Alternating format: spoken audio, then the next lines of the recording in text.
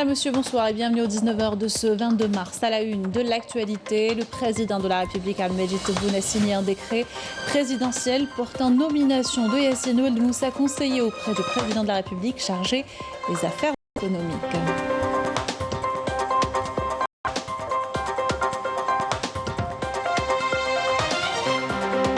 Poursuite de la visite du général de corps d'armée Saïd Chenghriha, chef d'état-major de l'armée nationale populaire au Qatar, où il a visité la frégate algérienne Destructeur 911 au port Hamed et a pris part à l'ouverture officielle du congrès des commandants de la marine des pays du Moyen-Orient. Revirement dans la position espagnole sur le Sahara occidental, la classe politique qualifiée d'erreur monumentale les propos du Premier ministre Pedro Sánchez et réclame des explications. Réaction dans notre journal.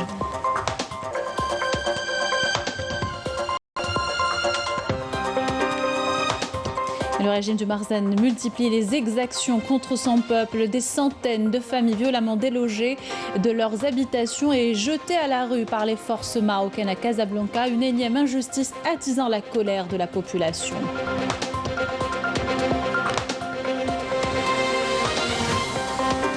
Journée mondiale de l'eau, une ressource qui se raréfie à cause des bouleversements climatiques. Mais les dernières pluies ont permis le remplissage du barrage de Brizina Al-Bayed au grand honneur des agriculteurs. Bienvenue à tous, heureuse de vous retrouver. Tout d'abord, le président de la République, Ahmed Tebboune, a signé aujourd'hui un décret présidentiel portant nomination de Yassine Oued Moussa, conseiller auprès du président de la République, chargé des affaires économiques.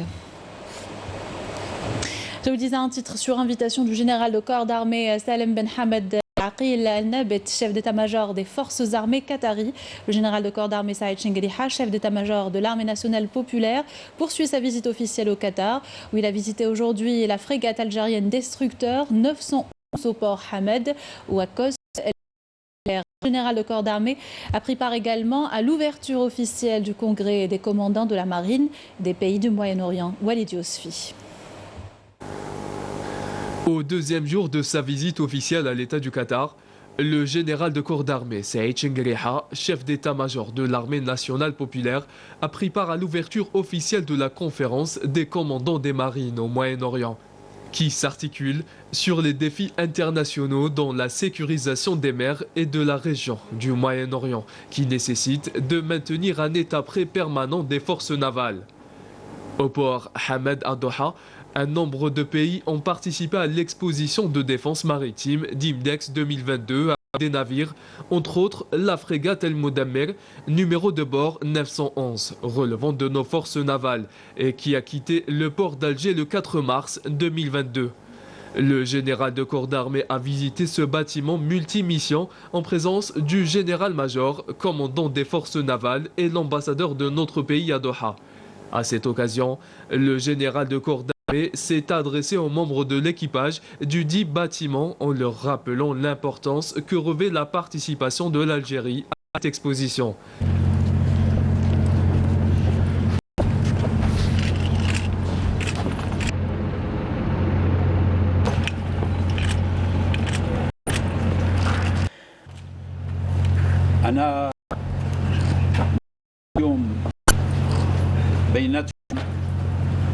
باش نوقف معاكم نسندكم نشكركم ونهنيكم على هذه المشاركة الناجحة لمشاركة الفرقاطة 911 في المعرض اللي قامت به الشقيقة قطر.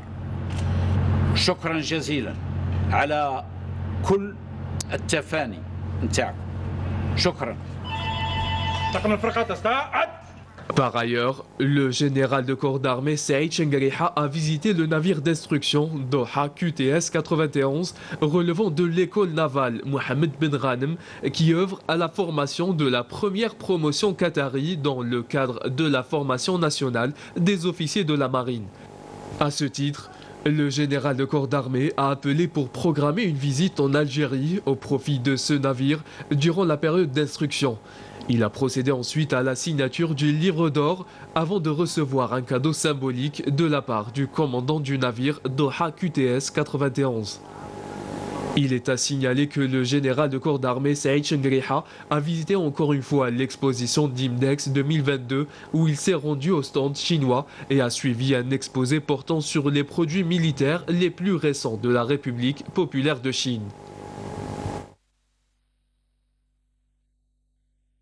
Activité parlementaire, présentation ce matin au Conseil de la Nation du projet d'amendement de la loi modifiant et complétant la loi relative aux modalités d'exercice du droit syndical. Lors de la séance plénière présidée par Salah Goudji, le président du Conseil, le ministre du Travail, de l'Emploi et de la Sécurité sociale, Youssef Shelfa, a affirmé que le texte confère aux libertés syndicales un cadre juridique aux missions des organisations syndicales conformément aux normes internationales du travail. Il renforce les garanties juridiques qui accordent aux travailleurs salariés et aux employeurs le droit de créer des organisations syndicales en toute liberté et sans distinction aucune afin de défendre les intérêts matériels et moraux de leurs membres.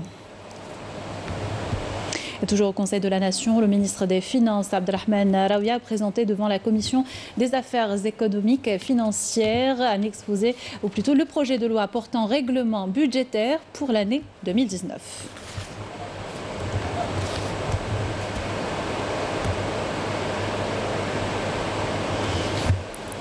À l'Assemblée populaire nationale, le ministre de la Justice, garde des Sceaux, Abdelrachid Tabbi, a présenté ce matin un exposé sur le projet de loi organique fixant les modalités d'élection des membres du Conseil supérieur de la magistrature et ses règles d'organisation et de fonctionnement. C'était lors d'une séance plénière présidée par le président de l'Assemblée populaire nationale, Brahim Bourali, en présence de la ministre des Relations avec le Parlement, Basma Azouar. À l'occasion, le ministre de la Justice a mis l'accent sur la nécessité de préserver les acquis des magistrats et garantir leur indépendance et les protéger de toute pression extérieure. Le président de la Cour constitutionnelle, Omar Belhadj, a participé à l'Assemblée générale de l'Union des cours et conseils constitutionnels arabes qui se tient au Caire par visioconférence. La rencontre porte l'examen des candidatures au poste de secrétaire général et de secrétaire général adjoint de l'Union. L'Union des cours et conseils constitutionnels arabes compte 15 institutions arabes de contrôle constitutionnel. Elle a été créée à l'initiative de l'Algérie qui a abrité son congrès constitutif. L'Union a été créée en vue de renforcer la coopération et l'échange d'expertise et d'expérience entre les institutions constitutionnelles arabes en matière de justice constitutionnelle. De nouvelles réactions, revirement espagnol dans le dossier sahraoui. Politiques, militants des droits de l'homme et représentants de la société civile dénoncent ce qui qualifie d'erreur monumentale. L'appel est unanime aux autorités, revenir sur cette décision illégale. La classe politique réclame des comptes au Premier ministre et du ministre des Affaires étrangères espagnol. Abdelmajid Benrassi. Critiqué de toutes parts en Espagne, le Premier ministre espagnol Pedro Sánchez a pris des risques en opérant un revirement sur la question du Sahara occidental. Le virage de Pedro Sánchez a créé un profond malaise au sein de la coalition au pouvoir, favorable à l'autodétermination des Sahraouis. Ses alliés de Podemos, gauche radicale, ont dénoncé l'incohérence et l'opacité de cette décision par la voix de la ministre du Travail, Yolanda Díaz. Au-delà de Podemos, le revirement sur le Sahara occidental a été dénoncé par l'ensemble des formations politiques qui réclament, comme le Parti populaire, au Premier ministre socialiste d'expliquer sa décision sur un sujet qui faisait consensus depuis 47 ans et le départ des Espagnols du Sahara occidental en 1975. Parmi les réactions qui ne cessent de tomber, celles de plusieurs députés et hommes politiques espagnols. Que no sabemos si informó a Argelia o no informó a Argelia. Yo me permito poner en cuestión. On ne sait pas encore si Albares a informé l'Algérie ou pas. Je me permets de poser des questions car je pense que même le ministre des Affaires étrangères savait que le chef du gouvernement a envoyé une lettre au roi du Maroc car personne n'a expliqué cela ni comment cette décision a été prise. La crédibilité de notre pays au niveau international avec cette politique incohérente est sans nul doute remise en question. Nous avons demandé à ce que Sanchez comparaisse devant le Parlement. Il n'est pas possible que M. Sanchez, d'une façon lâche, de M. presse au niveau de la commission extérieure. Le sujet est suffisamment important pour que des explications soient données en séance plénière. Il faut expliquer les motifs et les conséquences et s'il y a des intérêts avec le Maroc dans cette décision. Un virage décisif dans notre politique internationale, il s'agit d'un appel que tous les groupes parlementaires demandent à M. Sanchez. Il ne faut pas nous induire en erreur. Il n'est pas la peine d'intégrer ce sujet de cette comparution obligatoire que M. Sanchez doit faire après le Conseil de l'Europe, où tout se mélange pour que ce sujet passe inaperçu. De los consejos europeos, donde todo se mezcla para así quedar diluido el tema importante de política internacional con respecto a Marruecos. Que los truquitos del señor Sánchez ya no los conocemos en esta legislatura. Junts per Catalunya ha demanat la compareixença del president Sánchez al Congrés dels Diputats, conjuntament amb altres grups, per tal de que informi sobre el canvi de posició. Nous avons demandé la comparution de Pedro Sánchez pour informer du changement de position du gouvernement espagnol concernant le Sahara occidental. C'est une trahison envers le peuple sahraoui et une violation des résolutions de l'ONU relatives aux droits du peuple sahraoui à l'autodétermination. Dels acords internacionals adoptats per l'ONU que reconeix el dret a l'autodeterminació del Sàhara. Desde luego, desde Izquierda Unida rechazamos la posición del Partido Socialista. Supone una ruptura de la posición histórica. Depuis Izquierda Unida, nous rejetons totalement le revirement du PSOE sur le Sahara occidental et sa rupture avec la position historique de l'Espagne liée aux résolutions de l'ONU. Tous nos efforts, notre soutien et notre solidarité continueront avec la cause sahraoui, y compris son droit légitime à l'autodétermination, et qu'il puisse exprimé par référendum. Nous considérons que cette nouvelle position du gouvernement espagnol est une réelle imprudence. Le gouvernement espagnol a rompu avec les résolutions des Nations Unies et du droit international. C'est un revirement grave et c'est pour cela que le parti Ciudadanos a exigé depuis vendredi la comparution du ministre de la Présidence Álvarez et de Pedro Sánchez devant les deux chambres du Parlement pour donner des explications sur la question. D'autre part, l'association d'amitié avec le peuple sahraoui de Séville a lancé un appel à manifester contre la nouvelle position du gouvernement espagnol sur le conflit au Sahara occidental. L'association a invité les habitants de Séville à un mouvement de protestation contre cette décision du chef du gouvernement espagnol. L'association appelle à la mobilisation générale en soutien au peuple sahraoui et à sa juste lutte pour la liberté et l'indépendance. Elle rejette cette décision des autorités espagnoles qui ont abandonné leur position traditionnelle de neutralité pour désormais se ranger du côté de Rabat. Sachez que des protestations à l'appel de plusieurs partis sont prévues samedi prochain devant le siège du ministère des Affaires étrangères espagnol à Madrid, dénonçant cette deuxième trahison espagnole au peuple sahraoui. De leur côté, les militantes sahraouis Aminatou Haïdar et Sultana Khaya ont fustigé la prise de position peu honorable du gouvernement espagnol, qualifiant cette démarche de dérive dangereuse. Porte atteinte à la légalité internationale. Je vous propose d'écouter Aminatou Haïdar et la militante Sultana Khaya. Le silence du gouvernement espagnol concernant tous les crimes commis quotidiennement à l'encontre des Sahraouis au niveau des territoires occupés est une véritable trahison. Personnellement, en tant que victime, j'ai de l'Espagne, du gouvernement de Zapatero. Tout le monde est au courant de ce qui m'est arrivé d'ailleurs. Aujourd'hui, l'Espagne renouvelle malheureusement son acte de trahison au peuple sahraoui et tente de le priver de son droit légitime. Cette étape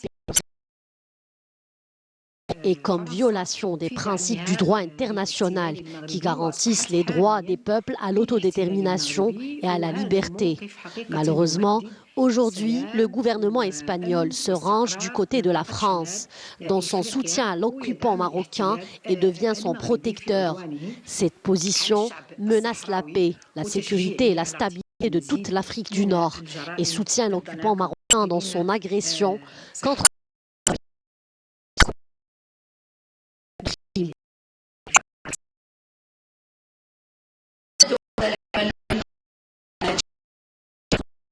C'est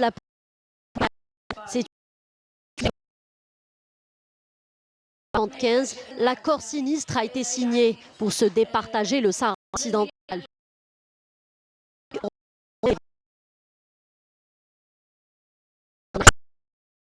Une organisation de l'ONU. Notre seul et unique représentant reste le Polisario. Nous, en tant qu'État, on demande notre droit à l'indépendance et de ouvrir la souveraineté sur notre pays. On tient par contre à sa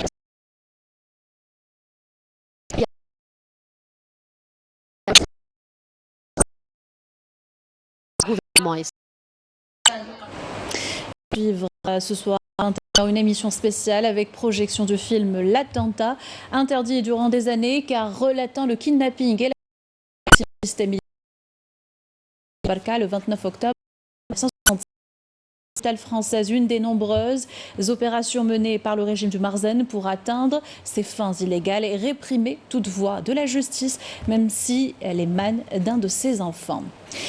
Le régime du Marzen multiplie les exactions contre le peuple marocain également. Le pays, rythmé par les manifestations contre la cherté de la vie, s'est réveillé sur une nouvelle injustice. Des centaines de familles ont été violemment délogées de leurs habitations et jetées à la rue par les forces marocaines. Des logements pour acquis en toute illégalité, Abdelmajid Benrati.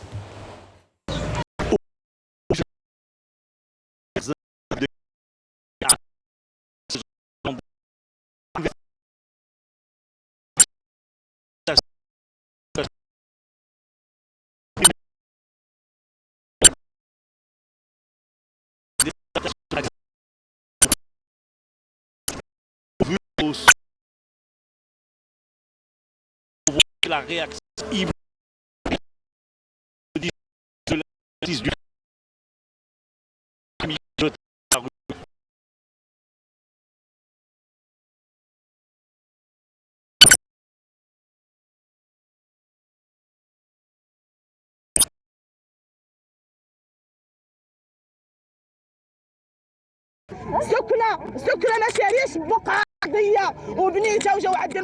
Voici les documents. Moi, j'ai acheté une maison.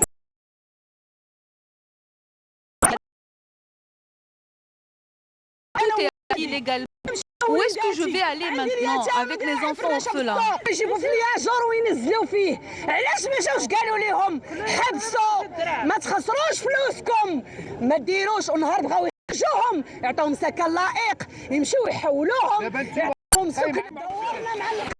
Arrêter le début des constructions. Pourquoi avoir laissé les gens construire pour venir aujourd'hui leur détruire? Nous avons dépensé de l'argent et aujourd'hui on se retrouve dans la rue. Ils doivent au moins nous affecter dans d'autres appartements, même si on peut patienter. Et nos enfants, où vont-ils aller?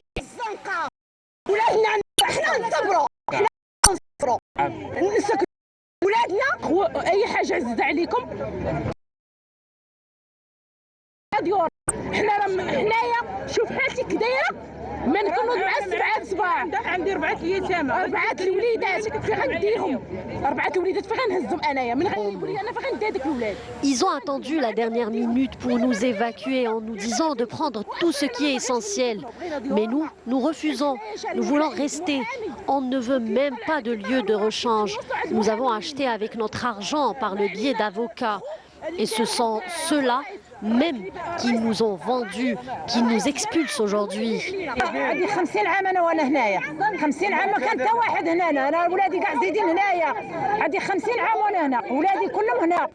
Cela fait 50 ans que je suis là.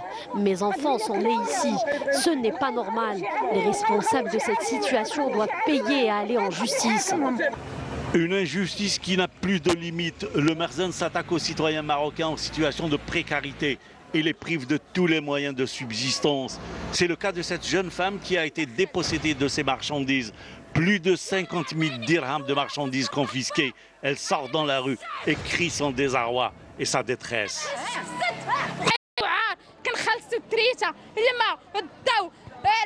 C'est une honte et c'est malheureux. Nous sommes des citoyens honnêtes, nous payons notre électricité et notre eau. Ma mère est malade, tous les mois je dois l'emmener chez le médecin pour 10 000 dirhams.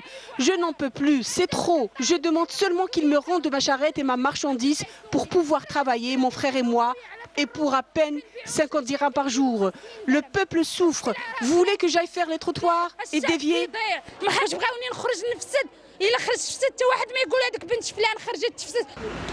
Pendant ce temps, la crise sociale se poursuit. Le ras-le-bol des Marocains continue et prend chaque jour des proportions alarmantes. La rue ne décolère pas. Le Merzen reste aux abois. Les opérations militaires se poursuivent le long du mur de la honte au Sahara occidental. L'armée de libération sahraoui a mené aujourd'hui de nouvelles attaques contre des positions de l'armée d'occupation à Rous Chidmiya, Rous Chepti et Damran dans le secteur d'Al-Mahbas. Hier, l'armée sahraoui a mené des attaques contre les positions des soldats de l'occupation dans la région de Dbilet, Al-Khudr, secteur de Gelta. Coopération, le ministre de l'Enseignement supérieur de la Recherche scientifique Abdelbaki Benziyen et son homologue tunisien Monsef Bourtir ont supervisé depuis Tunis le lancement de 25 projets communs de recherche et 6 laboratoires d'excellence sélectionnés par la commission mixte algéro-tunisienne. Plusieurs thèmes de recherche ont été choisis par les chercheurs des deux pays.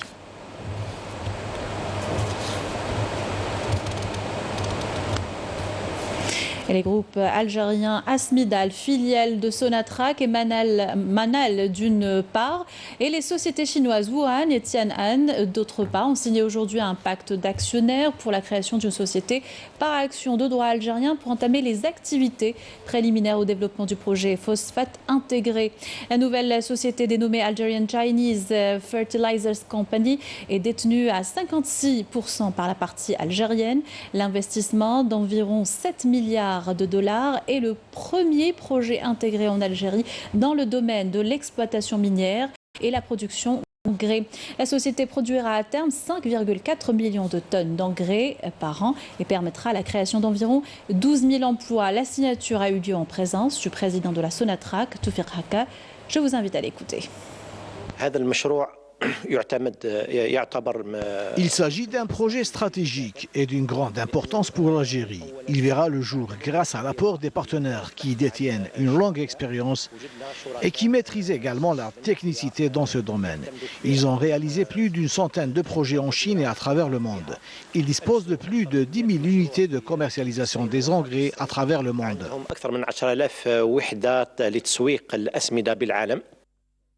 Dans l'actualité, en prévision du Ramadan, la Société des eaux et de l'assainissement d'Alger annonce la distribution de plus de 100 000 mètres cubes supplémentaires par jour dans la capitale. Fin d'assurance continue et égale de toutes les communes durant le mois sacré. Annonce faite.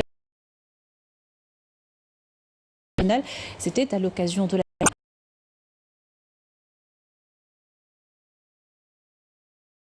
années à cause des perturbations climatiques. Les dernières précipitations ont quand même eu pour effet le remplissage du barrage de Brezina Al-Bayad après une longue période de sécheresse, une aubaine pour les agriculteurs de la région. Céline Ben Saïd. Le barrage de Brezina revit après une longue sécheresse. Cette retenue collinaire d'une capacité de stockage de 123 millions de mètres cubes, destinée principalement à l'irrigation des palmeraies et des périmètres agricoles de la région, a connu récemment une hausse du volume d'eau estimée à 40% après avoir enregistré une baisse de plus de 60% l'année dernière, une aubaine pour les agriculteurs. Ce mois de mars, nous avons enregistré une hausse du volume d'eau estimée à 3 millions de mètres cubes. Aujourd'hui, le volume d'eau du barrage est estimé à 19 millions de mètres cubes, une quantité suffisante pour la prochaine saison. Il faut savoir que ce barrage est utilisé pour l'irrigation. Le réseau d'irrigation agricole s'étend sur 26 km. Nous avons un réseau dédié à la palmeraie de Brezina et un autre pour l'irrigation du périmètre de Daïrt el-Bagara, estimé à 946 hectares. Une augmentation qui permettra aux agriculteurs de la région de reprendre certaines cultures nécessitant une grande quantité d'eau, comme la pomme de terre et la tomate, et de fournir un meilleur rendement. Nous exploitons ce barrage depuis 10 ans. Dieu merci, les choses sont revenues à la normale. Ces 2 derniers jours, le barrage a même enregistré une autre augmentation. Dieu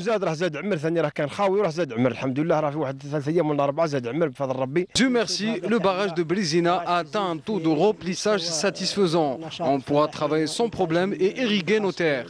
En plus de l'augmentation du volume d'eau de ce barrage, une opération de traitement de 80 dossiers au niveau de la direction des ressources en eau pour l'octroi d'autorisation de forage de puits est en cours. Autre bonne nouvelle pour les agriculteurs de Mdia, cette fois l'opération de raccordement de 42 exploitations agricoles et des nouvelles concessions agricoles de la wilaya au réseau électrique sera prochainement achevée.